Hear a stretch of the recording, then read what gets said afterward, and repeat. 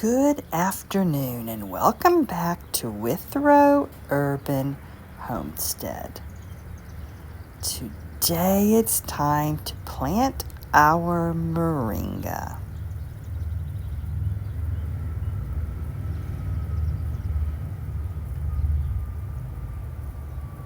Now this variety is dwarf moringa. And here in north central Maryland, we have to grow it as an annual because it won't survive the winter. And these plants are 12 weeks old and they've already hardened off for 3 weeks.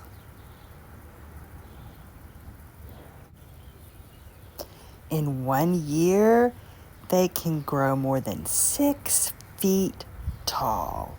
They grow really fast. So I want to space them 2 to 4 feet apart.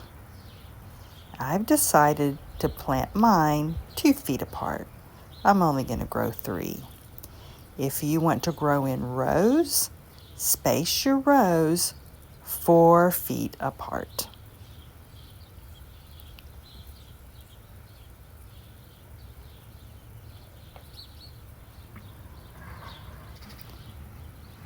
Moringa is a tropical tree. It prefers full sun. Here I grow in a very small space in the center of downtown. And I don't want to block the morning sun that comes from this direction and shade out other plants. So I've decided to plant it along this fence, and it is going to get less sun because my neighbor's trees are going to shade it. But it'll produce good enough for me.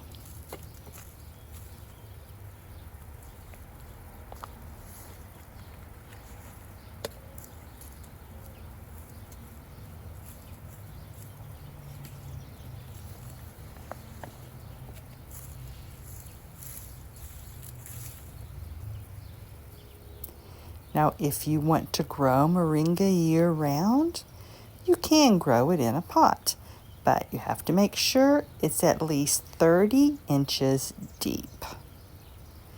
This moringa has some deep roots, so it really doesn't like its roots disturbed. And it prefers being direct sown, but here in north central Maryland, we just don't have time for that. Technically, it likes nighttime temperatures above 65, but we're still in the 50s at night. That's why you see some yellow leaves. It is very cold sensitive.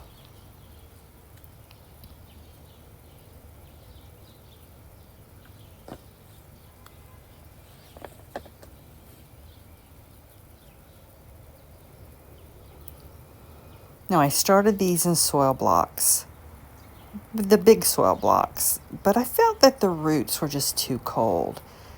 So I potted them up, and they really haven't had time to fill those pots. So the first one that I unpotted, I left that stake in there, and the weight of the stake broke the soil. So I'm going to pull the stake out of these other ones before I plant them. Now, if you notice, the soil is very loose.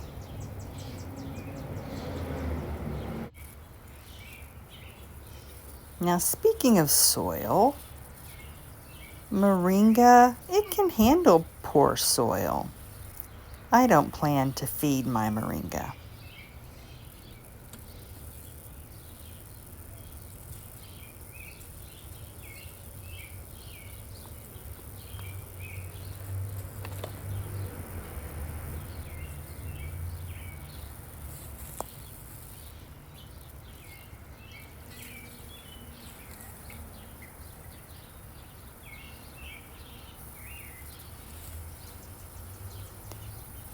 Now here in the city, squirrels and skunks will dig in that soil.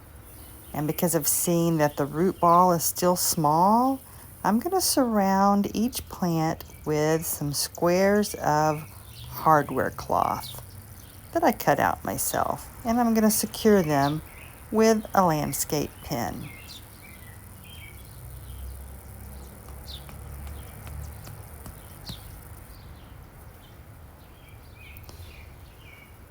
because they're still small, if I'm working in this area, I don't want to accidentally step on them and break them. So I'm going to surround each plant with one of these cages.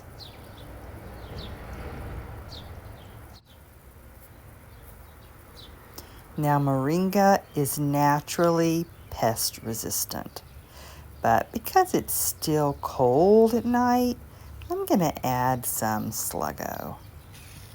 It's organic and it's not going to hurt the birds or the animals. And because it grows fast, it's going to need support, and that fence is going to help. But I'm also going to add a garden stake.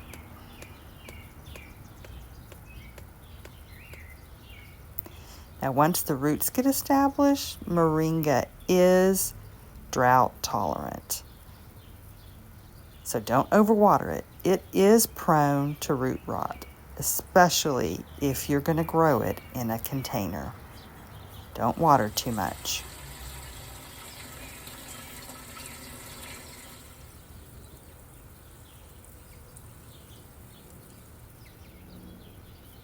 Now, what I'm going to do with the 4 of these that are left, I'm going to share them with my community.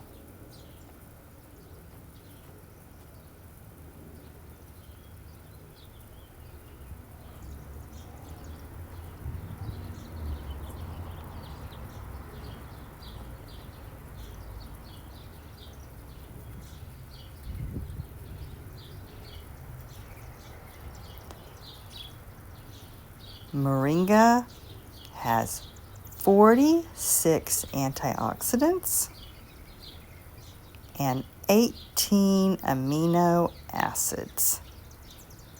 It is a complete protein. The whole plant is edible except for the roots. Don't eat the roots. Thank you for visiting Withrow Urban Homestead. See you later. Bye-bye.